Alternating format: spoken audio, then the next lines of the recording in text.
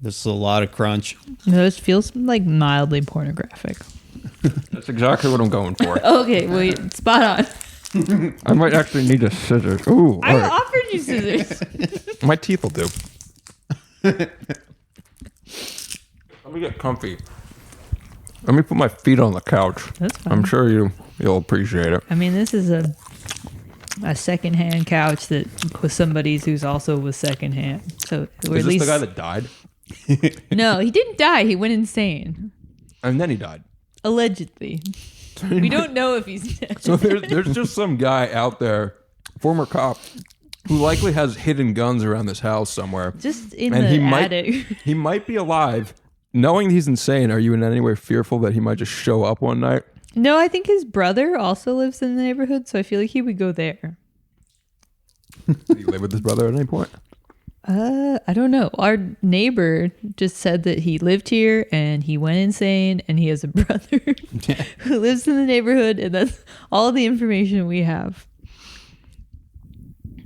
Well, I think you should be on high alert regardless.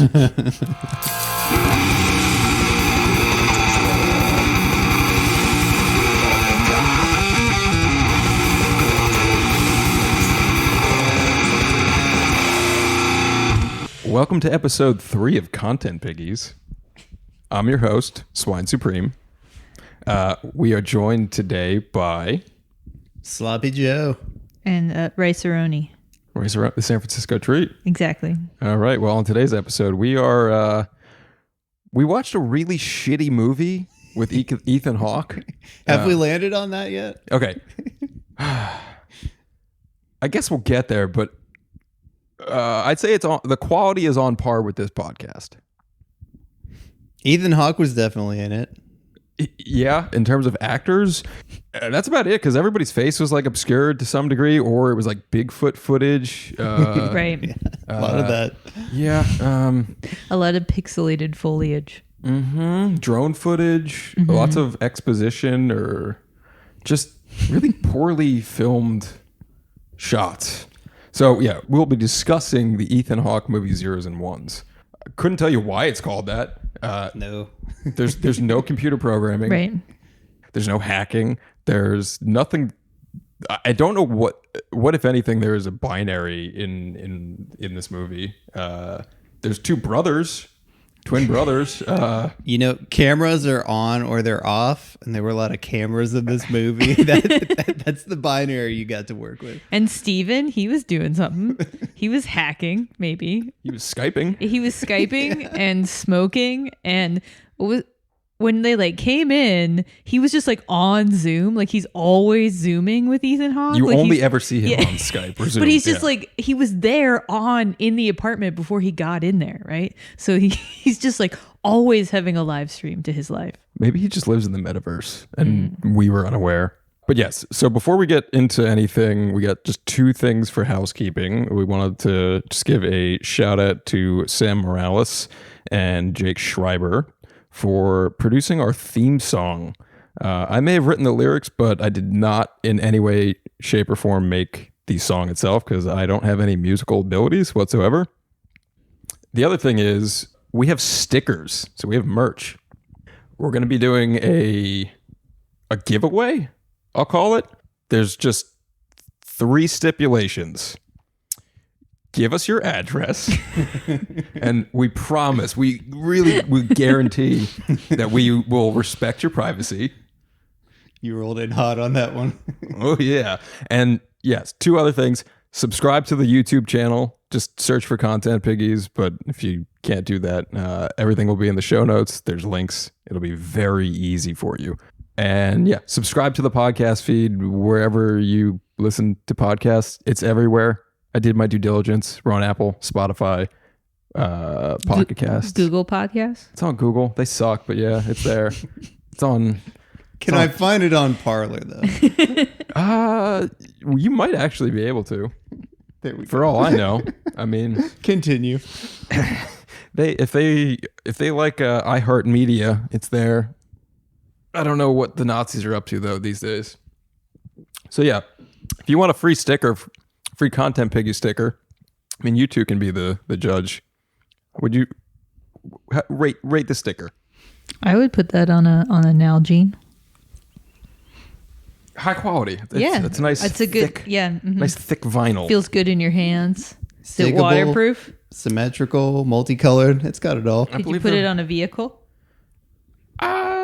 If you want to draw attention to yourself, I mean, by all means. Like a good messy scrape. I like that you have white and black piggies. I think that's important. You know, we're all about diversity here. We have a woman on the podcast now. For now. For now, these are for you to keep. Really? Ooh, sweet. So yeah, I will put it on my Nalgene then. I really just need to get a pig now to put this on. Yeah. Oh, so this is limited to the U.S. only because I'm not paying for international, not shipping. I don't know how this works. Who goes to the post office anymore? I'm trying to make this as easy on me as possible. But yeah, you'll just get it via USPS. Keep it simple. So there will be a form going up on the Content Piggies website soon enough. By the time this airs, it's just going to be contentpiggies.com/stickers. Yeah, it'll be in the show notes. Just check there. Moving on, we have a sponsor again this week. Does the sound of eating get you all hot and bothered? Does this get you going? No. I bet it does. Freak. This episode of Content Piggies is brought to you by Trough Talk. If mukbang makes you more than just salivate, give Trough Talk a whirl.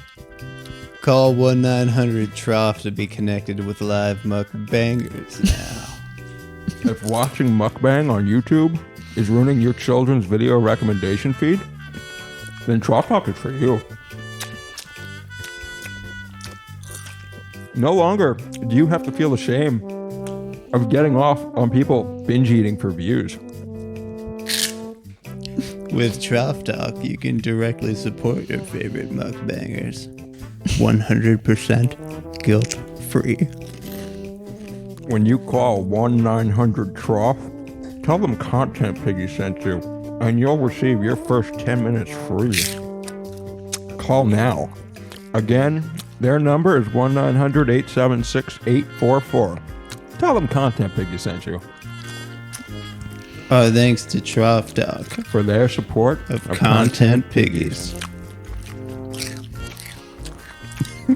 It's a lot of mastication. Am I supposed to know what muck talk is? Mukbang? Mukbang? Oh boy. That's a rabbit hole you're going to have to go down tonight. It's the thing where you like eat a whole bunch of food on a YouTube video, like for your audience, and you kind of like talk through it all. And that's the whole thing? As far as I know. Okay. It's you asked earlier, like, is this supposed to be pornographic? Yes. Mukbang, it you know how ASMR is like verging on pornographic? Yes. So mukbang is, it's people just eating for views. It's taking something just innately animalistic and natural, just eating, and doing it to a really disgusting degree, and binge eating. And there's usually a theme to it. So like you might have like a Louisiana like crawfish boil mukbang, and you're just eating pounds and pounds of crawfish or something. Or just like 18 different items from Burger King. Could be all over the place.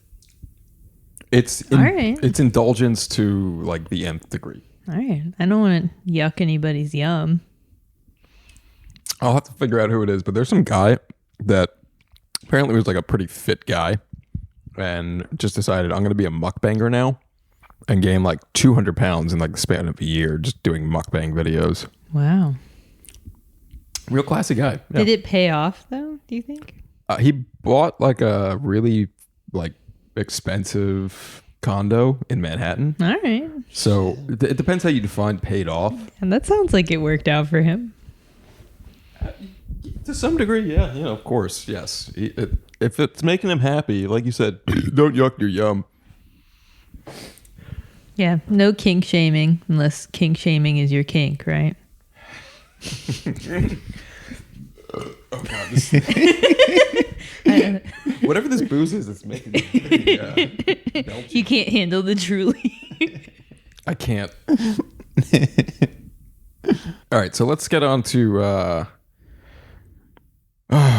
an Ethan Hawke masterpiece. I have not seen Boyhood, but everybody says it's good. I also haven't seen Training Day. I mean, he was good in both of those. Yeah, he had lines in those. It was crazy. He's in good movies, like I think Predestination. If you haven't seen that one, heard good things. Haven't seen it. It's a really good sci-fi. Yeah, I would recommend that. So it's not that he's a bad actor by any means. He chose a really bad movie to be in. So let's just jump into it. And I guess for starters, the first minute of this film is Ethan Hawke as Ethan Hawke pitching the film you're about to watch, which is an odd choice. On Zoom too. Yeah, I'm thinking that this must have been filmed during the height of the lockdowns. Oh yeah. Well, the theme of the movie was COVID. That was the theme. Okay, I'll save this till the very end. I'm not going to read the description of the movie until the very end because I did not read this until I had already finished the movie. Ooh. You asked where I found this. It was on just that trailer channel on YouTube. So nobody told me to watch this. It's just something I came across and I was like, "Oh, this looks particularly bad. Let's no give one it a recommended shot." it. Yeah, to you. you nailed it. Yeah. So, and it also starts I don't know if you saw on the title screen. It won an award for best direction at some film festival, the Locarno Film Festival. I think Ethan Hawke made that festival. It's quite possible. Or what was the director's name? Abel Ferrara. Ironic, yeah. But apparently I haven't seen his other films, but he has one that's with Willem Dafoe that's apparently pretty good. And now that I've seen this, I don't want to watch that. No. Well, I saw he did Bad Lieutenant, which has a big name. I've never seen that one, but that's supposed to be legitimately good. Maybe I'm just a little too jaded now to go back and watch somebody else's, previous gems, but this was a rough one. I do want to say about the Ethan intro, it's also by far the most plot we get. It's just him giving a synopsis before it happens. Yeah, so in his synopsis, he says, "I play a military man, and I also play my brother in the film who's a revolutionary." Right. And that's about all you get, though, right? But thank God for that. Yeah. Yes. Because it would make so much less sense without that. Because you would just think the other guy is also him because it's so nonsensical. Right. The only difference between the two is that Army Ethan is what I was referring to him in my notes. Right. Army Ethan has a ponytail and Revolutionary Ethan just wears his hair down. He didn't even bother to shave off his goatee to play the other brother. Right. They're exactly the same. Right. The hair down says it all. Symbol of freedom. Hair down is Revolutionary, hair up, Army Ethan. Well, the other tidbit we get from his intro, though, is that we don't know if protagonist is good or evil. And what he doesn't tell us is it's because we don't know fucking anything. Yes, you will come to learn in this film that nothing happens, I guess. But stuff happens. Lots of things happen. Yeah. Off screen, apparently. Everything happens off screen. All right, so this was an odd decision. The first thing you see is just all the credits. They just show all the credits first, pretty much. And then they jump into handheld camera work, and it's just Ethan Hawke walking the streets of Rome. Yeah, filming very famous places that definitely already have film footage of them. Mm-hmm. Also, is the whole movie one night? Is it? How long is it? I can How only long assume is? so. Because it's never day. It's only night, and then he's had a very jam-filled night. And he is all over the place. And yeah, how does he travel? Why is he filming everything? And he's just walking for the first few minutes. It's just walking. It's super boring. Yeah. Yeah. The whole film is very boring. Yeah, so it's the first few minutes he's just walking. He gets back to his apartment and he's on Skype with Steven. Steven, yeah, who looks like his eyebrows are drawn on. Steven is my favorite character. The eyebrows were important to the character. He's the most consistent. He's smoking. He's smoking inside somewhere, which is exciting. In which country? We don't know. No. Was he British? I feel like Steven was British. I thought he was American. I feel like he had some sort of like a European accent. We got to wait for the sequel to figure out where Steven's from. Regardless, Steven shows him some Bigfoot video. Right. It's not really clear. He knows it's supposed to be important, like Army Ethan, because he's like very, just not stern's not the right word. He's just very contemplative. He's been shown some video, and we see the video, but we don't know what it is because it's shot so poorly. Right. Very green. Very green. Maybe it's like night vision. Right. Wholly unclear what's going on. And then they just immediately jump to him getting into an SUV with another guy who also shows him a different Bigfoot video. Right. Well, shitty secondhand camera footage also won Best Supporting Actor at the same film festival. I should point that out. So there's some, really? Yeah, I got some cred. Well, wait, who got Best Supporting Actor? The shitty camera footage. Oh, God. Oh, fuck, you're right. Same festival where the director won. I love shots of other screens of screens. Yes, screens within screens, like very much Inception. Also, there was some 9/11 footage in this one. Really? Yeah. There was like the smoldering footage, in the day or so after. It was just like ground zero. Wow. For what reason? It's never addressed. I have no idea. I don't know why it's there. I really enjoy the part where they take his temperature and they're like, what does it say? It says you're still alive. They needed a little humor to balance out all the heavy nothingness. I was like, what? Oh, okay. Amongst this like footage, there also like is some random Italian narrator who we don't ever hear from again. With his like Walmart Assassin's Creed story. Yes. Thousands of years, evil Jesus was fighting within good Jesus in the war, which we won't elaborate on. But literally, like it's just like Jesus was a soldier. Yeah. Was the line or something along that. Did you pick up on any religious tones? Okay, so we know that Ethan Hawke in this movie has a brother. Were you picking up on like this supposed to be like a Christ Antichrist thing? Like a martyr sort of thing? Maybe. Well, like is that what they were going for with The this? church lady heavy-handedly referred to him as such.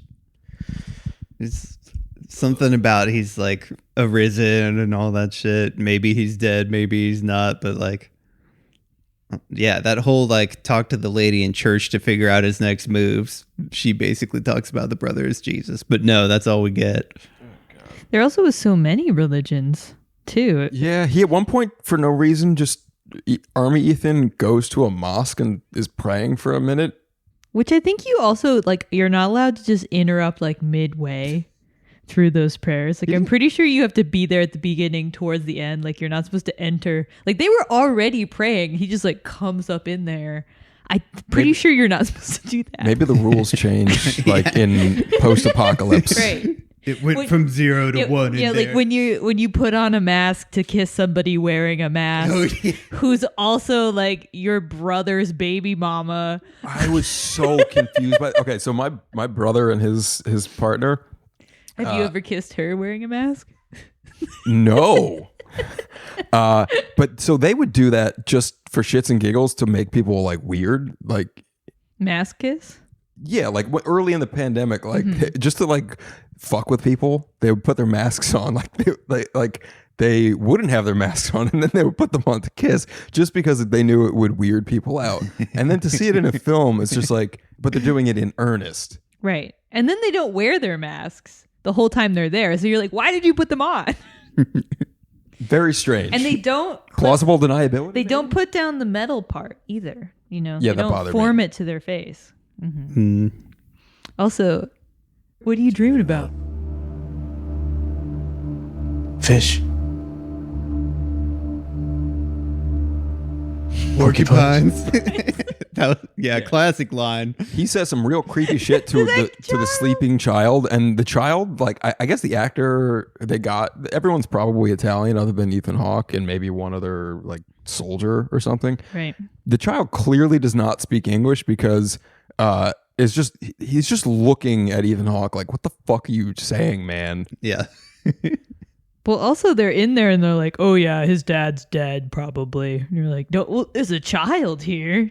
It's fine. He doesn't speak English. He wouldn't know any better. And then all in the credits, they're like, everybody who's in the movie is just like their name. Yeah, they didn't have the budget to name characters. Why even? I don't even think Army Ethan got a name. That's true. He didn't have No, a name. we had subtitles on and he was referred to as JJ. Right. We got JJ. Yeah. Mm-hmm. I'm just gonna stick with Army Ethan. Well, so after saying some creepy words to the Italian child, he immediately goes to some drug den and is met by 2 prostitutes, a bouncer, and a woman who gives him drugs. Unclear what it is, but probably coke. Really expensive drugs. Yeah, Like the most drugs money anyone who's ever paid for cocaine in their whole lives. yeah, and the only other indication we get actually in this film that there's some sort of pandemic other than the masks is the hand sanitizer and spraying of cash with like a hand sanitizer. That's the only reason you would know that there's a pandemic. Because there is no dialogue in this film. It's hard to tell if it was COVID too or some other like world altering disease or something going on, zombie thing. I don't know. Yeah, well, in that pitch in the initial like first minute, Ethan Hawke, when he's talking directly to the camera as Ethan Hawke, he says, this film is the director's response to 2020 and the pandemic. Yeah, but that was like not much in that movie could like draw direct parallels to anything in reality. So I took that with a grain of salt. Doesn't he say something like it's his take on what we've all been going through? And you're like, this is not what I experienced. You know, the porcupine dreams. Yeah. All those dreams about fish. You know what's wild though is like those first couple minutes where he's like poking around, I think getting to his sister-in-law's house.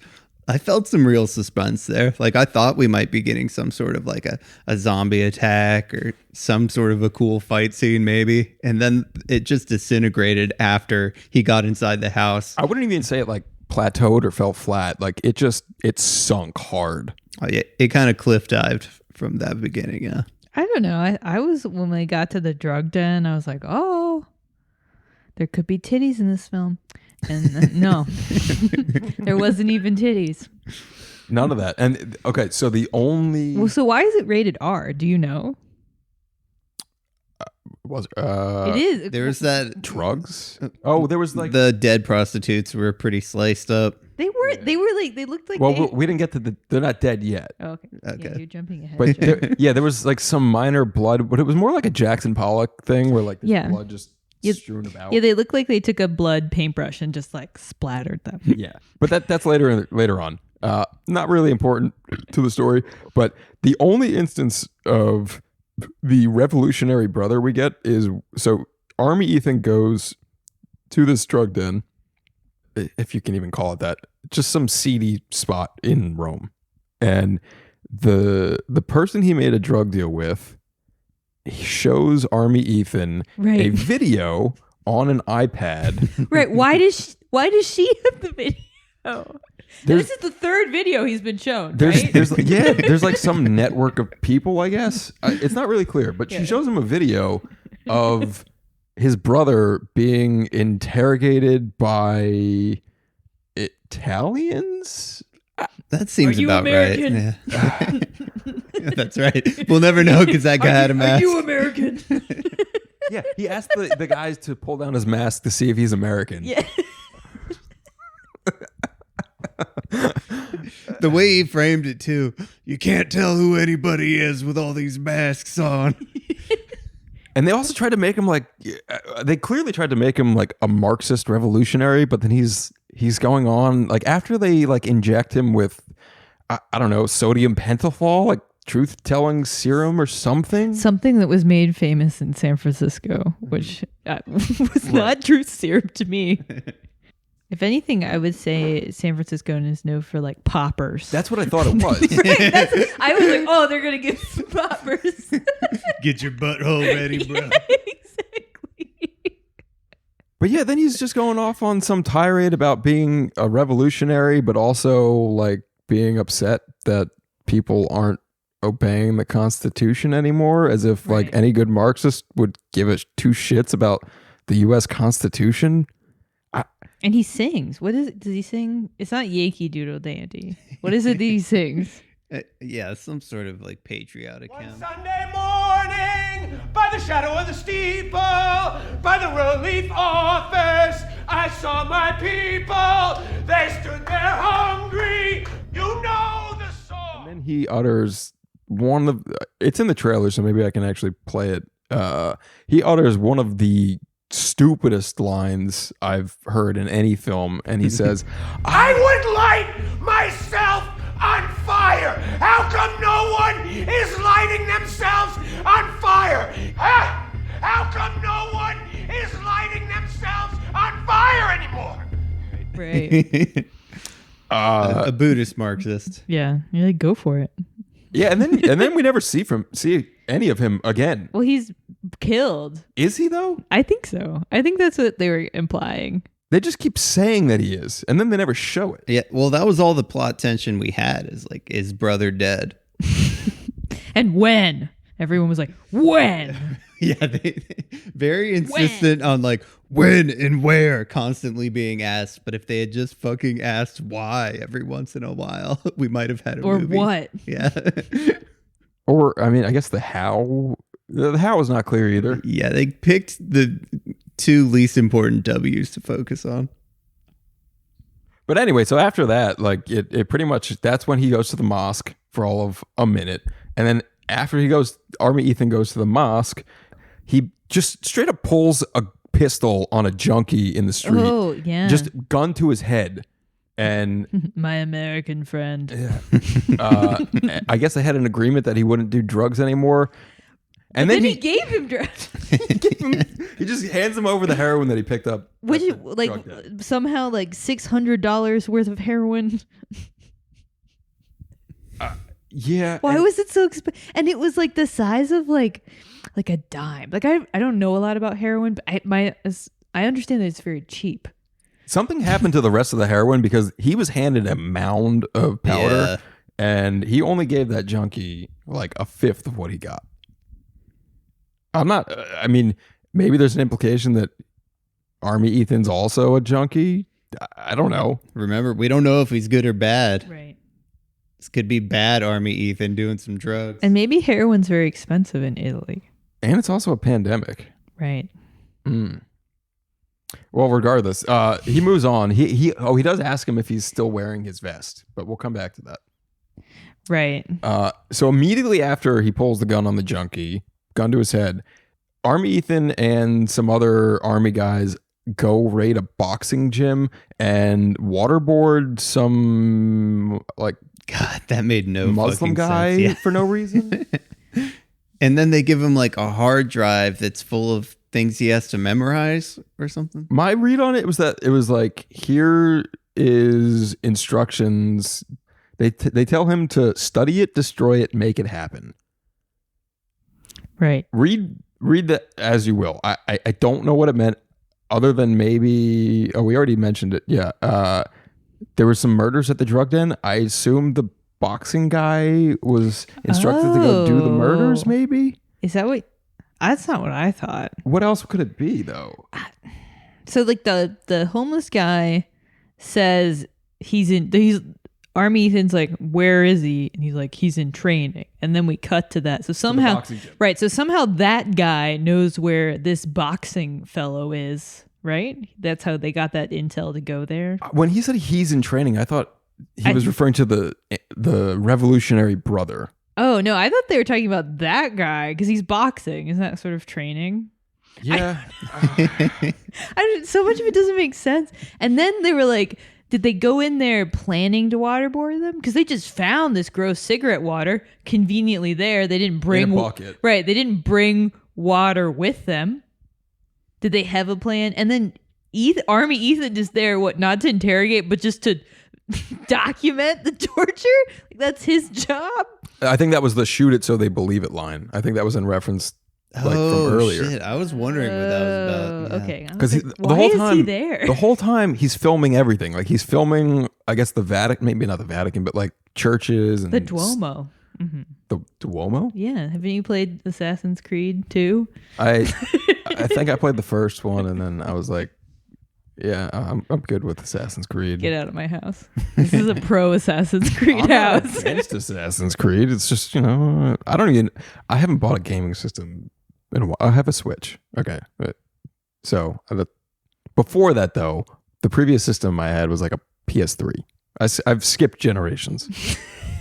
They had Assassin's Creed 2. It was for the PS3. Well, I had the first Assassin's Creed. Like I said, I'm not against Assassin's Creed. Okay, all right. So after we shitting on my boy Ezio like that. Did you see the movie? They made a movie? Who's not a fan now? I didn't know they made an Assassin's Creed movie. It's this cast is not terrible. It's Michael Fassbender in the lead role, and then Michael K. Williams. He plays like I don't know any of these Michaels. He is Omar from The Wire. I like Omar. He passed away just recently. I know. Yeah. And then I forget who the lead actress is in the film, but it's a really horrible movie. Got to be better than Zeros and Ones. It's better than Zeros and Ones. I'll say that. Which game is it based on? I think it's an amalgamation of like a bunch of different games. It's mostly like a focus on. Is it like when they made Prince of Persia a movie? I think it's. And they pretended Jake Gyllenhaal was Persian. I mean, Michael Fassbender is just a white guy. He could pass for like Italian, right? I mean, Italians are white, aren't they? It depends what century in America you're referring to. That's all bigger than I'll take this it back. I'm podcast. sorry. It's like asking me, am I white? Am I white or am I Jewish? I mean, it's the same thing, but to a lot of people, I didn't know he was Jewish. Okay, so from waterboarding, we go straight into a dinner with some Russians who make their first appearance in the film. And I think they're dining with an ambassador, like a U.S. ambassador maybe? Who also speaks Russian for some reason. No. He's just... Aren't they all speaking Russian through that whole part? When they make that joke about pussy? They make a joke about pussy, but then Russian, though. His only line, though, is like, it's funnier in Russian. But that means he understands Russian. But right. Yeah, it was just like You're like stupid banter. Right. The Russian girls did a lot of maniacal laughing. They did. And they then also like the waiter is filming them secretly or something. Right. So we're shown another screen in the screen type scenario. Thank God. Last thing he'll ever do. Last thing he'll ever do. Right. So the implication is that the waiter dies like a minute after you see this footage. Right. So Army Ethan is again like sitting in a car with another army guy who he's doing raids with around Rome, and is shown a picture of himself with his twin brother and the two Russian ladies who are being filmed. The implication being that he and his twin brother have met these two Russian women previously, probably 20 years ago, because Ethan Hawke is looking very young and in his prime. Right. It also, like, it's obviously such a photoshopped image. Like, the lighting on all of their faces is, like, drastically different. Their entire CGI budget for this film went into that one image. Yeah. And you're like, you had all the actors. Like, just take a picture together. They were all there. They didn't have the technology. It's a real fucking mess, I'll say that much. So immediately after the dinner, we we get another jump cut to something. There is no smooth transition, not a single smooth transition in this film. It's just one after the other, one scene after the other. And then, yeah, he's now in a church, Army Ethan, and he meets the old woman who, Joe, you were saying there was some religious implication. Yeah, she's dropping Jesus talk on the brother because I think Army Ethan asked if he's alive or something. He's ascended, risen, all that kind of stuff. I don't know. Yeah, so the implication I is... thought it was going to make more sense later. I didn't pay too much attention. Yeah, she tells him to initiate the response, but don't get any help from anyone else. That's right, yeah. I don't know what that means. So Trust no one. Sure. Yeah. So then he goes back to the drug den and everyone's dead. All the women are dead. They're all paint splattered. Paint splattered, but the bouncer guy was not there. He was not to be seen. Oh, but we forgot to talk about the part where they put their phones in the refrigerator when they first go to the drug. I think that was like supposed to be like an Edward Snowden type thing, like so that your phones can't get signal for in a some refrigerator. I mean, you're supposed to put it in like a microwave, but I thought it was a germs thing going back to the pandemic, but well, one or the other. We'll never know. Okay. Yeah. Maybe we could reach out to Abel Ferrara. Yeah, but I bet he's not busy. But he's just chilling. He's chilling. I mean, he clearly stole a lot of the production money because it went somewhere. It didn't go to all $200 that they raised. All right. So after we see all these three dead women, there's explosions for some reason, like shown on screen. And did they happen, or was it right some sort of a dream? No idea. Production thing, yeah. But Army Ethan's like just walking the street, filming more churches, I guess, and he's immediately confronted by the two Russian women, right? And they pull guns on him, huge guns, like machine guns, and they tell him to give him his gun, which he complies. And then they tell him that again later. Oh. But yeah, they force him into a car, and then, well, do you want to tell them what happens next? Yeah, they throw him into a car. They make some joke about, I wonder when the last time was you did the naughty. And then, so they're in a hotel room, and then at gunpoint on camera, they tell him he has to impregnate one of the Russian women. And he's like, well, how the fuck can I make that happen? And then they just point to one of the gunmen and, don't worry, he's a doctor. He knows how to do it. So are we in sci-fi now, or do they just have some weird Russian humor going on? Right. We don't know. Question, like, was this supposed to be like a Children of Men type deal where the women of the planet can no longer get pregnant? And you're like, don't worry, we're negative. Oh, right. Yeah. They're also negative for whatever the disease pandemic thingy is. But they didn't say anything about STDs. I thought it was a double entendre, but that might be giving the script a lot of credit. But he never takes his pants off or his shoes. Yeah. How is he supposed to be having sex with her without taking his pants off? Oh, it was done tastefully, okay? Yeah, but like, I mean, you can just... he kept his shoes on a bed. It was a hotel room, they expect to get a little dirty in a hotel. I will say the gunman did not look very doctoral. I'm leaning towards He wasn't a doctor. him not knowing how to make a pregnancy happen 100%. The quality of the actors in this film was not great, but the Russian doctor was clearly the worst of them all. Well, so after an uncomfortable sex scene, Army Ethan returns to his apartment, and Skypey Steven just tells him, "Get the fuck out of there, man! Come on, get the fuck out of there! Get the fuck out of there!" Because Steven's he's just on. He's on all the time, just waiting in an empty room for Ethan to come home. Yeah, and then the raid guys. This is when it seems like Army Ethan's colleagues turn on him for some reason. Possibly. And then they just shoot the screen where Skypey Steven is being channeled in from, as if that would accomplish. We're gonna blow up that monitor. Die on the TV, you die in real life. So Army Ethan leaves his apartment and is picked up by the bouncer of the drug den and gets away on a Vespa. And for some reason, they stop on a bridge. Right. And they fly a drone, and we're shown more Bigfoot footage. Right. It seems to be like next to a river, and there's like lights. It almost looks like a lookout, maybe, or like a bonfire. It's very nondescript what it is. I thought he was like flying over like a bayou in Louisiana almost. Yeah. It did not look like some smoking gun footage. Right. No. No, and then, okay, the two most jarring things happen almost immediately after this.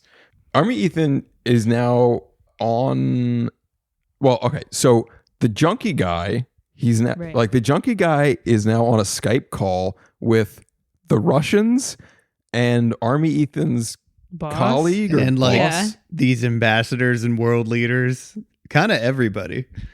Most of the actors you've seen so far in this film are on this Skype call, and the junkie guy hands the phone over to Army Ethan, who is now hiding out in the junkie's cardboard box on the street. Right.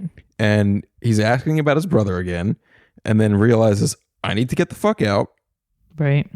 walks away, and then 2 seconds later, the junkie sets off a suicide vest. Right. Well, doesn't Army Ethan tell him, like, you're dead? Well, he says you need to leave, and he's like, Yeah. where am I Yeah. going to go? New Yeah. York? Right. He left in a sense, yeah. Which is Also- weird that he has that of all his possessions. He has a cardboard box and a bomb vest and, Well, and heroin. Army Ethan gave him the vest. Oh. Right, because earlier in the film we hear, "Do you still have your vest on?" Mm-hmm. Hmm. That was the only indication we got that this guy has a vest of any sort. Oh yeah, Army Ethan's wearing a bulletproof vest the entire film.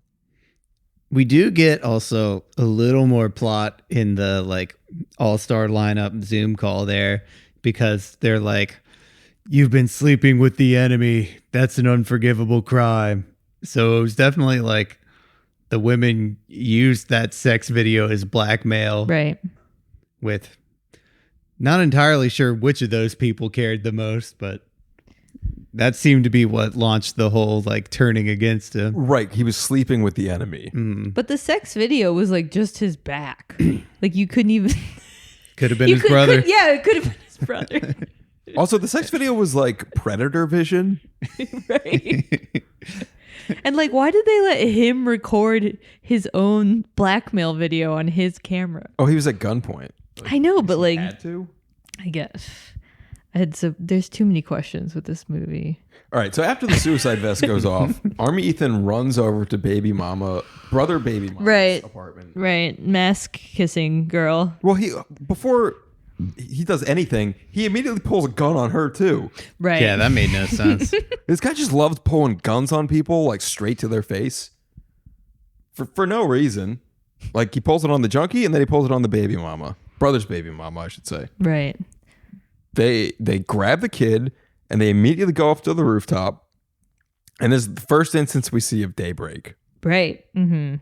And then there's a large like presence of military men and women just gathering in some plaza. Right. Yeah, he's wholly outnumbered at that point. And then children. Just children appear and things turn back to normal. At coffee shops. But they're also not wearing masks. Yeah, that was definitely like an I miss the pre-pandemic Right. montage. But then that's it. That's the movie. It just ends. But is that the end? If I was going to call this a deep movie, I would say that's the moment that Army Ethan gets gunned down and he's thinking about better times. But he was Wow. okay. Contemplating. Back to reality, I think the director just wanted to interject that footage. And so that Ethan Hawke in his intro could say that this was his pandemic movie. That's what we got. But that's the end of the film. It's just Right. kids, daylight, coffee shops, parents. Yeah, people walking around. Right, because otherwise, most scenes is just Ethan Hawke walking empty streets. Right, at night. And Well, he says to her, it's starting, and she says, good. So it's like the whole movie is sort of like V for Vendetta, where there's this like looming bomb plot, but then like there's not really a bomb. But V for Vendetta is good. No, I know. Yeah. I'm saying like maybe that's what they were inspired by. Like that's the only thing that like sort of makes sense to me. But does the bomb go off? Was that bomb footage from before real?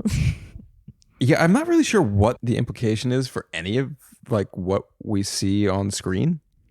I don't know what the message is. I have not the slightest clue.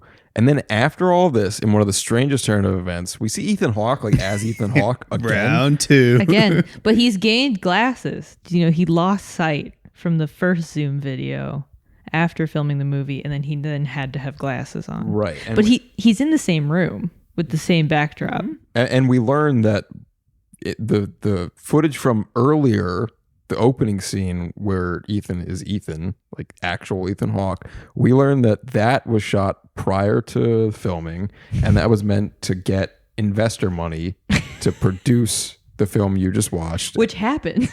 Yeah. I'm guessing the director coasted on his name with that one. Oh, yeah, 100%. And he says, And I just watched it. And you just watched it. it's like, we just watched Little this together. PBS action viewers like you, baby. Right. And it's followed by a very uncomfortable long pause.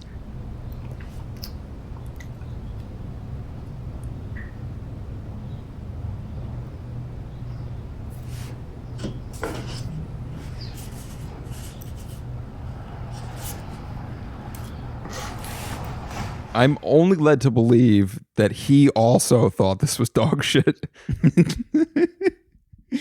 Yeah, I don't know. It seemed like he was really trying to soak in a dramatic pause there, but it did not hit at all. It didn't play. It didn't play at all. And he then also admits that Abel Ferrara, the writer and director, sent him a script, and he admits he's like, I didn't know what was going on. He said, I don't know if you could call it a script. Right. Yeah. You're like, well, that makes sense. Yeah. When Abel gave me the script, and a script is a really not accurate term for what he sent, I really didn't understand a word of it. But I really liked it. I did. But I didn't know what was happening. I felt like somebody was up to something and that I wanted to be a part of it, but I didn't know what he was trying to say. I think it was really the constitutional imperative of Ethan Hawke's gambling debts is what was coming out of that little outro there. Right. Is he a gambler? I don't know. I just feel like he is now. There's only so many reasons he did this movie and then made 2 promos for It's it. true. He gambles with his life decisions. All right. So now is when I read the description of the film. Did you read it at all? I saw conflicting ones out there. So I just read and transcribed what was on Google. So I should have read this prior, but even reading it now makes no sense. Army Ethan, whose name is apparently Jericho, as you learned, but I Right. did not. Jericho is an American soldier stationed in post-apocalyptic Rome under a pandemic and war-torn lockdown. I had no idea this was war-torn. Pandemic Okay. makes sense. Yeah, we got the masks. We didn't get any war. Or Right. post-apocalypse. Right. It just seemed like it was nighttime, so everyone was asleep. So after witnessing the Vatican blown up into the night sky, Oh, all right. So that was real. apparently, he sets out on a mission to uncover and document the truth for the world to see and stop the true terrorists responsible. None of that came through in watching the film. Like, I should not have to read the log line or the film's like description on Google to figure out what the fuck was going on. No. Also, as long as Army Ethan is the one documenting it, the world isn't going to see shit because not a single one of his little camera footages came out distinctly clear. So that means he wasn't successful either. He didn't stop the terrorist plot. Unless someone got his drone and saw the truth.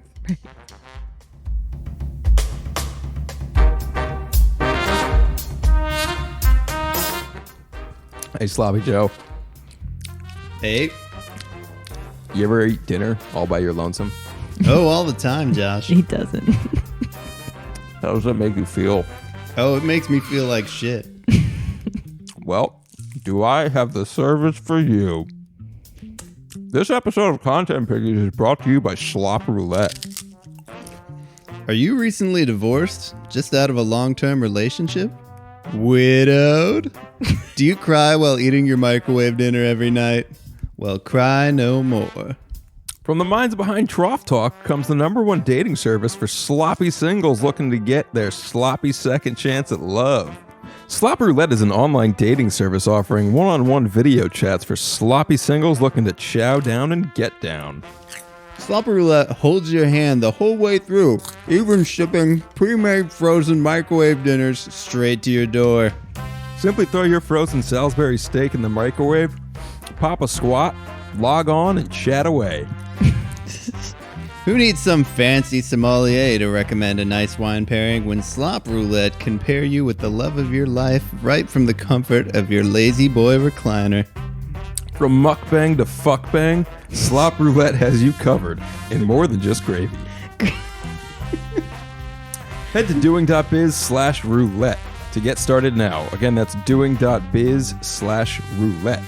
Use promo code PIGGIES at checkout to receive your first microwave dinner free. Our thanks to Slop Roulette for their support of Content Piggies.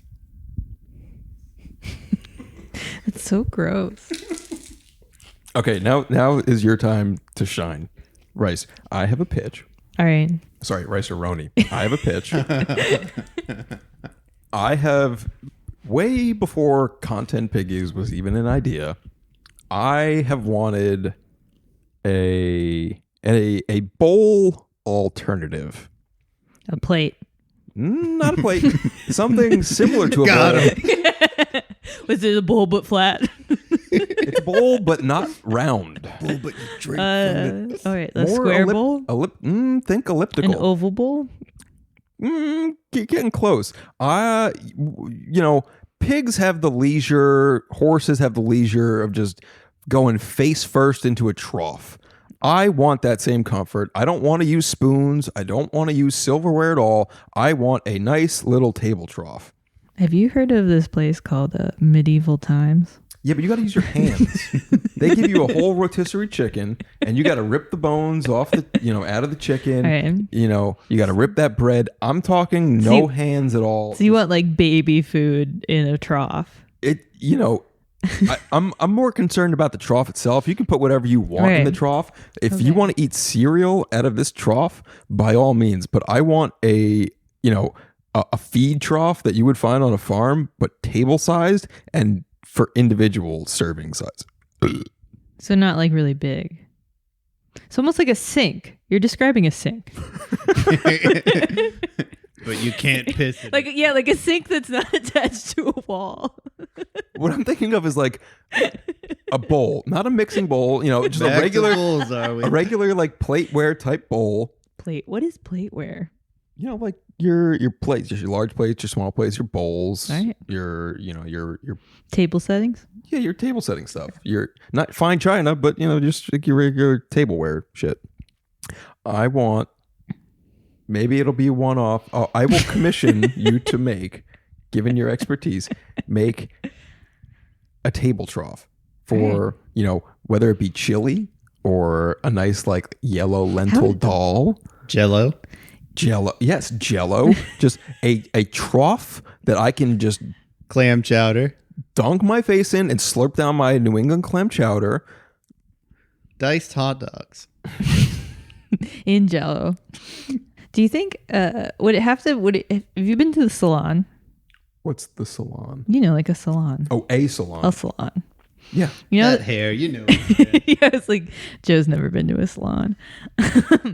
Do you know those sinks they have there where they have that indent? You're thinking too big. No, You I'm gotta not think saying small. that big, but I'm saying like, do you want like an indent, like Oh, for for, your like, my neck? Yeah, Mm. so that you can get No. your head more in it. you That's a gotta good think idea. comfort. Right. You could put a little towel there, like they do with the salon. I want my chin to be dripping when I'm done.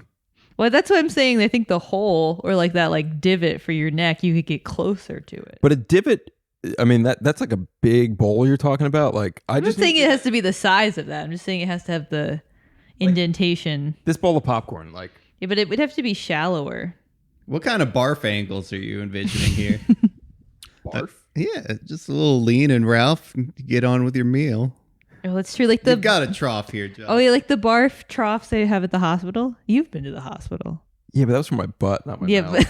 but like when you have you never been sick at the hospital, they have these special like barf containers. They're I haven't been that kind of sick, no. Not at the hospital, at least.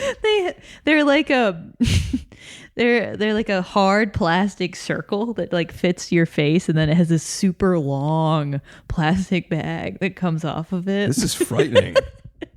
So is this just like they just put like the airline little barf baggie on the end of it, and it's just like It's like a kind of beer like pong? that, but it's almost like the plastic bags that a stack of Solo cups comes in. Where it's like a tube. Okay, but would it be feasible to just make a miniaturized version of a feed trough that you would find on a farm, but made for a tableware set? Yeah, I mean, I think you have to like nail down like what kind of size you want it to be. Miniature. But well, yeah, like miniature, Big like enough for tongue action. Not so big that it's not even hot. Yeah, I want to still be able to lick the trough clean. like all the way to the bottom. Yeah. Okay, so that's pretty shallow. Or are you gonna pick it up and lick it? Can you lick the whole thing while it's on the table? You're not allowed to use your hands. Okay. So, all right. See, this is important information. We think about the ergonomics of the size. Okay, I should reveal though the end goal is to open a restaurant that you're not allowed to use your hands. I feel that's like medieval times. Yeah, but you can use your hands there. He's letting you in on the ground floor. This is a prime opportunity. Get for you. troughing. All right. What color You can do you be the want it to exclusive dealer. I mean, what color do you want it to be if you're making it? be? I mean, it's your trough. Yeah, but you have artistic liberties here. All right. I feel like they say things like you shouldn't eat off of blue. That blue is a less appetizing color to eat off It of. looks like blues are winning. Says the man who bought a set of blue plates. Got me. You did. Like blue or green, but like I feel like a trough should be like I feel like it should be white, like those urinal troughs at like baseball games. If you could make a miniature urinal trough that I can eat out of, I will be yeah. in heaven. I mean, essentially that's what this would be, right? Just without a hole in it. You're still just describing a bowl, you know. Yeah, but I wanted to look like a trough. Can we get Yeah, giant we can make it look peppermints like that a look trough. like urinal cakes that you can slob on after your meal in the trough? This is a deal breaker. Yeah, so it has to be sort of like that round. It's like an oval shape, and it has like a big lip on it, and sort of like not like rivets, but like lines where the plastic sheeting sort of connects with each other. Plastic. Whoa. I'm talking high quality products here. No, I'm describing like what the trough is that you're picturing in your mind. I'm picturing, you know, when pigs and hogs go get their slop, Yeah. like, you know, somebody comes and brings them their feed. It's like that metal. It's got hard edges to it, and like it's more like trapezoidal. Oh, and it's almost like pitched on the inside. Yeah. Like a sort of triangular. And I want one, and I could just bury my face in Okay, it at, yeah, the, at, no, the I dinner, could- at the dinner table. I can make that. You have to send me picture references so I get the trough that you're picturing. I want you to get the right trough. I appreciate your concern. Now, I will commission at minimum one, but ideally, I want to have, you know, how like Rachel Ray has her line of, you know, cookware Troughs. and whatnot. Yeah, if I could have like something on par with Rachel Ray and like it inspires people, like, you know, Babish, and Rachel Ray and everyone and Martha Stewart, if they then copy Paula us Deen. and if Paula Deen releases a line of troughs, I mean, we're on to something. Then we know we're set. Yeah, I can do that. All right. They'd be expensive. But you name your price. Yeah, I would say like, I don't know, at least $200 for A sure. pop? Oh, fuck yeah. Ooh. And I have a Josh is master's using degree. plates. I mean, don't we all? That's true.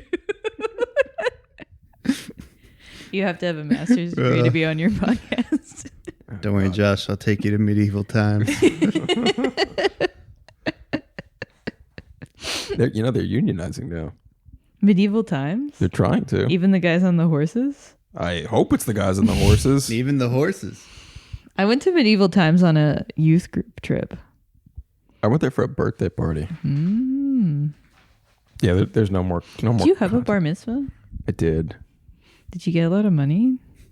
I got a bed, Hey, like a new bed, like a full size or like a twin? a full. Nice. It lasted me For 10 years. 13? That's hey. Yeah, it was comfy. It was, and then it ended up, doing some damage to my back. I think my lower back, like it hurt a lot after a while. That's when you knew you were a man. Oh, good fucking back problems. Exactly. I've made it. I actually had 3 bar mitzvahs. What?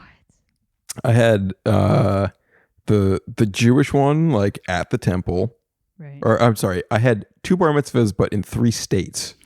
Oh. It's like, what did you have, a civil bar mitzvah? This one's just for the government. I did one in New. Then I didn't want to do like dancing and DJ. Like You didn't want to be lifted on a chair? no, what did I do that at the other one? Nah, I've been lifted in the chair when we like my friends and I would bar mitzvah like all our Gentile friends. We would give them You their would own bar fake mitzvahs that? and we would do the chair lifting. So I'm pretty sure I've ridden in the chair other times. But yeah, we did my regular bar mitzvah and then we went to church for like more like fun stuff in and it was like golf and trampolining and bowling. Oh, hell yeah. And Do you laser tag? no, I don't think they had it there. Maybe they do now. You know what? It could have happened. For all I know, I don't. My know. youth group also, we went laser tagging Ooh. for the Lord. Epic showdown of Christian versus Judaism. Yeah. But yeah, then we had a separate bar mitzvah just for family down in Florida. Was it like the whole service that you did it twice? I don't think Like you had to so. carry the Torah around and stuff? No.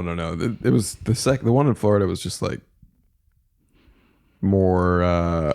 Here's a cake. We're gonna light some candles, and I'll say why you're important to the family. That's Did sweet. you feel like a man? No. Okay. And the whole like reciting the Torah and whatnot.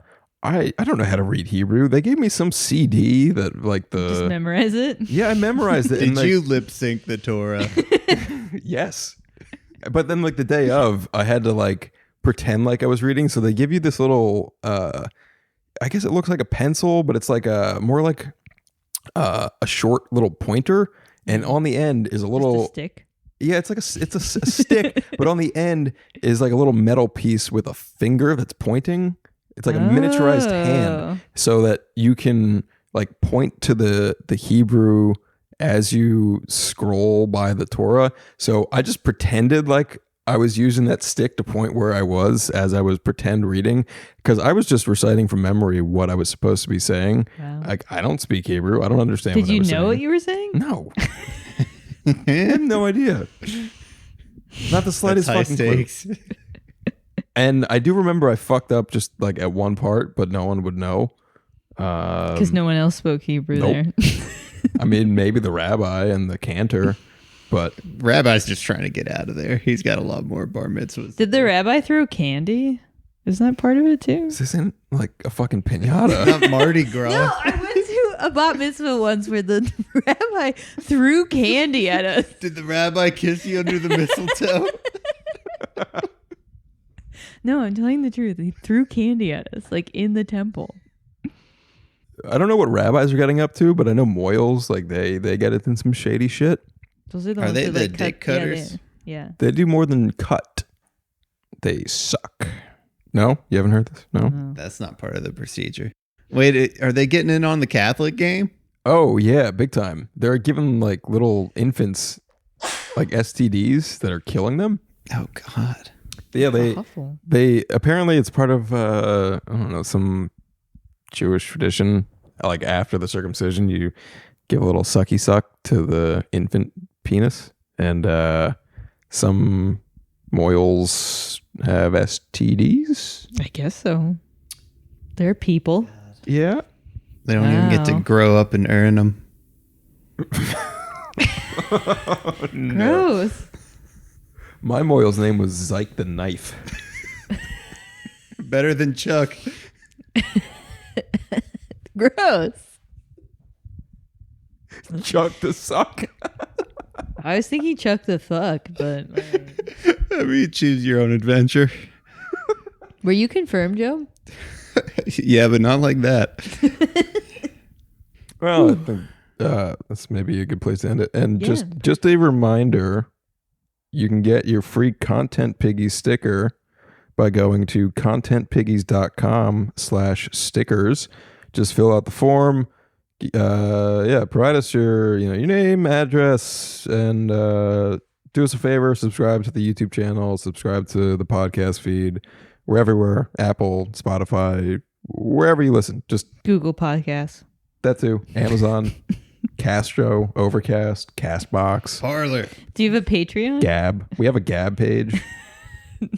We don't have a Patreon. I mean, why would we? If this ever Maybe makes someone money, wants to send you $1. if this ever makes money, great. I would love to just do this. Like, if I can make, I don't know, $35,000 a year doing this, cool, great. I would be happy. What's the link to the Trough Fund on the GoFundMe? We don't have a trough fund yet. Oh, Josh. Yeah, how are you going to pay for this trough they're going to make you? I need a 50% down. Okay. I mean, it's art. I'll pay for art any day. I'll pay out of pocket, and then maybe we could sell it for charity or something. Also, let's throw Ethan Hawke's Kickstarter in there. Let's get his link out there. Yeah, his glasses were looking pretty crooked. I think he needs some money. Oh yeah, and that outro. Yeah, because they were like half on his face. I think he was just upset with the quality of the film he just watched and made over. I hope this only took him like 2 days to film. I don't know what would have taken them so long. Man, the outro too, where he was just like describing this big, like, you can wake up and you can decide that the world's full of evil, or you can wake up and decide there's a lot of good people out there and fight it. That's just like the most high level moral conflict of any action movie. There was nothing to pull from like zeros and ones on that. Man, that was fun. This is part of the movie and it's over. Yeah. He wanted to make sure he got acting Yeah, credit for those you're like, extra okay, good. They paid him by the second. He didn't have many lines. I wonder how much he got paid for that. I think it's $1. Humiliation was what he got paid in. He owed someone a favor. He left us with a sort of gem, I would never watch it again. If we were not talking about it now, I probably would have like erased this from my memory forever and forgotten that I watched it. I probably would not have gotten past the first 20 minutes. That's what the evil Italian overlords want you to do. The Catholics. The Catholics. Shh, they'll hear you. This is part of the movie, by the way. And now it's over. Is your mom worried about you? Did you make it, Josh? I told you I'm Jewish. Oh, I shouldn't have said it like that. You're getting canceled now. That was a New York accent. What kind of New York accent? Brooklyn? Brooklyn. Long Island. Yeah.